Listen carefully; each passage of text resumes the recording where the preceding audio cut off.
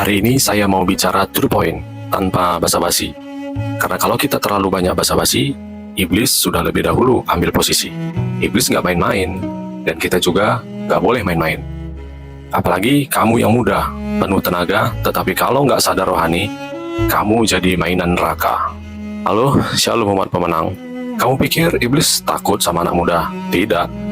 Justru iblis mengincar kamu duluan. Karena kalau dia bisa lumpuhkan kamu hari ini, dia bisa gagalkan panggilan Tuhan buat masa depanmu.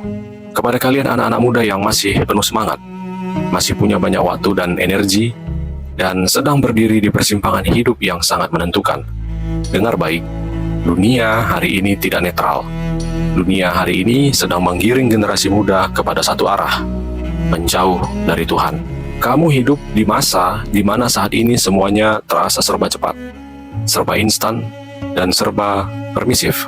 Apapun boleh dilakukan asal kamu senang. Tapi di balik kebebasan yang ditawarkan dunia, ada sebuah realita yang mengerikan. Iblis sedang bekerja secara intensif untuk merusak generasi muda. Mengapa? Karena generasi muda adalah investasi masa depan, bukan hanya untuk dunia, tetapi untuk kerajaan Allah juga. Anak muda, kamu sedang diburu, tidak dengan senapan, tetapi dengan sistem. Tidak dengan pisau, tetapi dengan algoritma. Tidak dengan tentara, tetapi dengan pengaruh budaya. Ini bukan teori konspirasi, ini kenyataan rohani dan sosiologis. Di balik layar ponselmu, di balik lagu yang kamu dengar, film yang kamu tonton, akun yang kamu ikutin, ada strategi iblis yang terstruktur, sistematis, dan ilmiah. Peperangan ini bukan halu, ini nyata, dan generasi muda lah yang menjadi target utama mereka. Generasi muda, anak muda, kalian harus tahu apa blueprint daripada Allah terhadap diri kalian. Mengapa Tuhan mempercayakan masa depan kepada anak-anak muda? Tuhan tidak main-main saat menciptakan kamu. Secara biologis, neurologis, dan spiritual, usia muda adalah masa paling potensial dalam hidup manusia. Pada masa muda ini, otak manusia mencapai puncak kapasitas pembelajaran dan daya adaptasi pada usia belasan hingga pertengahan 20-an. Menurut penelitian Harvard Medical School, prefrontal cortex, bagian otak yang mengatur pengambilan keputusan moral dan perencanaan jangka panjang, otak kamu masih dapat berkembang sampai usia 25 tahun. Artinya, Tuhan mendesain masa muda sebagai masa pembentukan jiwa, waktu terbaik untuk menerima visi dan panggilan ilahi. Maka tidak heran ketika Tuhan memanggil Samuel, Daud, Daniel, Yeremia, semuanya dalam usia muda, karena anak muda memiliki daya serap, keberanian, dan kemurnian hati yang belum terkontaminasi oleh dunia. Yeremia 1 ayat 5 berkata, "Sebelum aku membentuk engkau dalam rahim ibumu, aku telah mengenal engkau. Kamu adalah rancangan surgawi, tetapi justru karena itulah iblis takut padamu. Ia tahu kalau kamu sadar akan siapa dirimu di dalam Kristus, neraka akan kehilangan kekuatannya." Tuhan menaruh di dalam diri anak muda kekuatan yang luar biasa, keberanian, semangat, hasrat besar untuk menemukan makna hidup. Tapi kekuatan itu harus diarahkan. Kalau tidak diarahkan ke jalan Tuhan, maka kekuatan itu akan dipakai iblis untuk menghancurkan diri sendiri dan orang lain. Mengapa iblis menargetkan anak-anak muda? Anak muda adalah diibaratkan seperti tanah yang subur. Apa yang ditanam hari ini akan dituai di masa depan. Iblis tahu kalau dia bisa mencemari pikiran, kebiasaan, dan moralitasmu sejak dini, maka dia tidak perlu berbuat banyak lagi di masa depan. Bayangkan anak muda yang sudah kecanduan pornografi sejak usia SMP, yang hidup dalam kebencian, kekerasan, atau ketergantungan pada narkotika. Saat tumbuh dewasa, maka kebiasaan dan luka-luka itu akan menjadi akar pahit yang menghancurkan hubungan, pelayanan, dan bahkan keselamatan jiwa. Menurut data dari Barna Group tahun 2022, lebih dari 64% anak muda Kristen di Amerika meninggalkan iman mereka saat masuk perguruan tinggi. Di Indonesia sendiri, survei dari Litbang Kementerian Agama menunjukkan meningkatnya permisivitas atau dorongan anak muda terhadap seks bebas dan konsumsi konten pornografi sejak usia SMP. Ada sebuah strategi militer klasik yang mengajarkan, jika ingin menghancurkan sebuah bangsa, hancurkan generasi mudanya. Itulah yang dilakukan iblis, karena jika anak muda dihancurkan, maka gereja akan kehilangan generasi dan pelayannya. Masyarakat kehilangan moralnya, negara kehilangan pemimpinnya, dan yang paling mengerikan, surga kehilangan prajuritnya. Itu bukan kebetulan, itu adalah agenda iblis. Iblis tidak hanya ingin membuat kamu jatuh dalam dosa, ia ingin kamu menyukai dosa, membela dosa, dan merasa tidak perlu bertobat lagi. Dan saat kamu mulai menganggap terang sebagai gelap, dan gelap sebagai terang. Boom! Itulah saat iblis tertawa. Lalu bagaimana strategi iblis untuk merusak generasi muda? Untuk merusak generasi muda gereja? Yang pertama, iblis melakukan membius pikiran dengan distraksi masif. Dunia digital adalah senjata iblis yang paling elegan saat ini. Kamu tidak butuh narkoba untuk mati rohani. Kamu hanya butuh scroll tanpa arah selama berjam-jam. Menurut sebuah studi oleh Microsoft, rata-rata rentang perhatian manusia menurun. Menghabiskan banyak waktu untuk melakukan multi-screening atau menggunakan media sosial mengurangi kemungkinan Anda untuk fokus pada satu tugas dalam jangka waktu yang lama. Iblis tahu, kalau kamu bisa dibuat terlalu sibuk untuk berdoa, terlalu sibuk untuk membaca firman, terlalu sibuk untuk merenung, maka ia tidak perlu membunuhmu. Kamu akan mati secara rohani.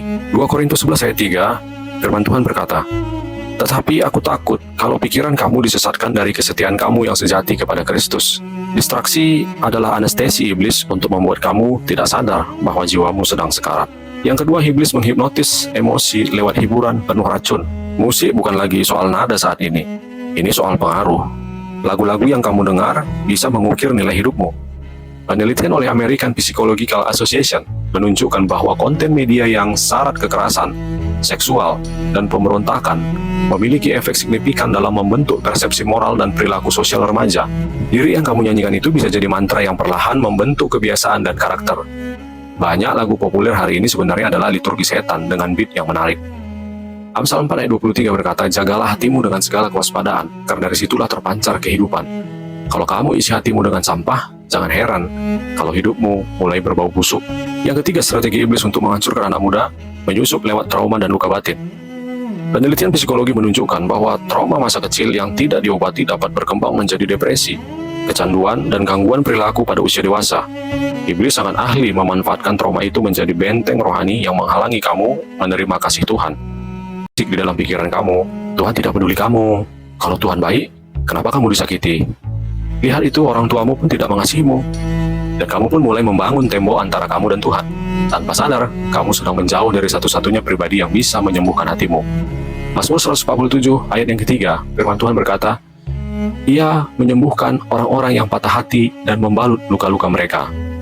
Tapi kalau kamu biarkan luka itu menjadi rumah bagi kepahitan, maka iblis akan menjadikannya singgasananya. Yang keempat, iblis dalam strateginya untuk menghancurkan anak-anak muda, mendorong spiritualitas yang kosmetik. Hari ini banyak anak muda tampak rohani, tapi kosong. Doa cuma formalitas, Alkitab dibuka seminggu sekali, pelayanan cuma untuk postingan. Kamu mungkin terlihat suci di luar, tapi hancur di dalam. Seperti orang Farisi yang punya penampilan spiritual, tapi hati mereka pun jauh dari Tuhan. Jangan sampai kamu sibuk melayani Tuhan yang kamu sendiri tidak kenal. Matius 28 ayat 28, demikianlah juga kamu di sebelah luar, tampaknya benar di mata orang, tetapi di sebelah dalam kamu penuh kemunafikan dan kedurjanaan. Iblis tidak takut dengan anak muda yang sibuk pelayanan, tapi tidak punya kehidupan doa. Karena dia tahu kamu hanya main gereja-gerejaan, bukan menjadi gereja.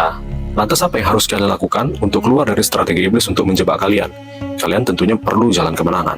Anak muda, kabar baiknya iblis memang kuat, tapi Yesus jauh lebih berkuasa. Kamu tidak dipanggil untuk hidup sebagai tawanan rasa bersalah, kecanduan, dan kebingungan identitas. Di dalam Kristus kamu punya otoritas untuk berkata tidak pada dosa, dan ya pada prinsip hidup yang kekal. Tapi kemenangan ini bukan otomatis. Kemenangan rohani butuh respon radikal. Langkah pertama adalah kesadaran yang jujur. Kamu tidak akan pernah bisa bebas dari belenggu yang kamu tidak akui. Jangan bungkus kelemahanmu dengan humor.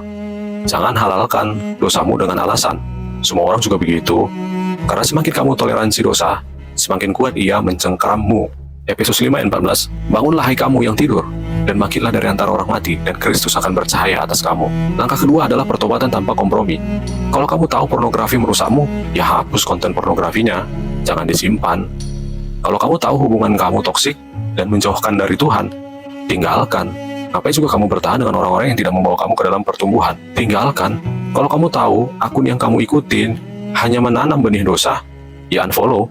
Potong akses, buang berhala, jangan bersahabat dengan racun. Markus 9 ayat 43 berkata firman Tuhan, "Jika tanganmu menyesatkan engkau, penggalah. Lebih baik engkau masuk ke dalam hidup dengan buntung daripada dengan utuh kedua tanganmu dibuang ke dalam neraka."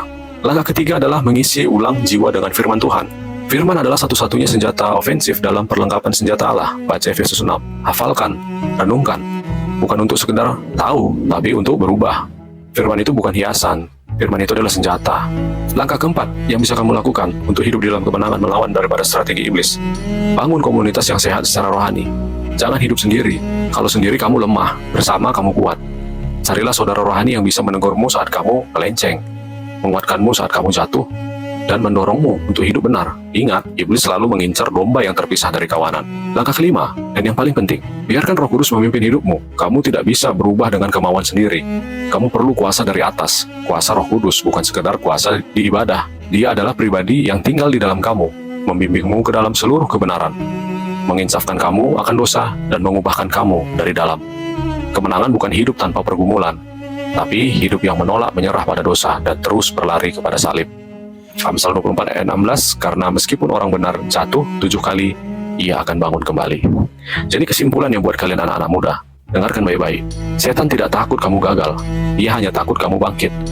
Setan tidak takut kamu berdosa, ia hanya takut kamu bertobat.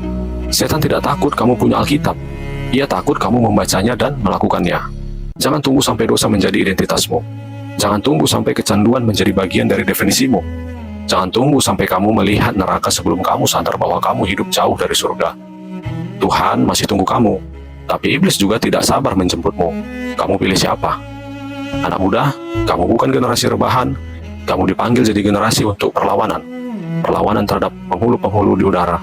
Perlawanan terhadap roh-roh kuasa-kuasa kegelapan yang saat ini menyamar dalam bentuk-bentuk modernitas. Jika kamu tidak berperang, kamu sedang diperbudak. Tuhan Yesus mengasihimu. God bless you.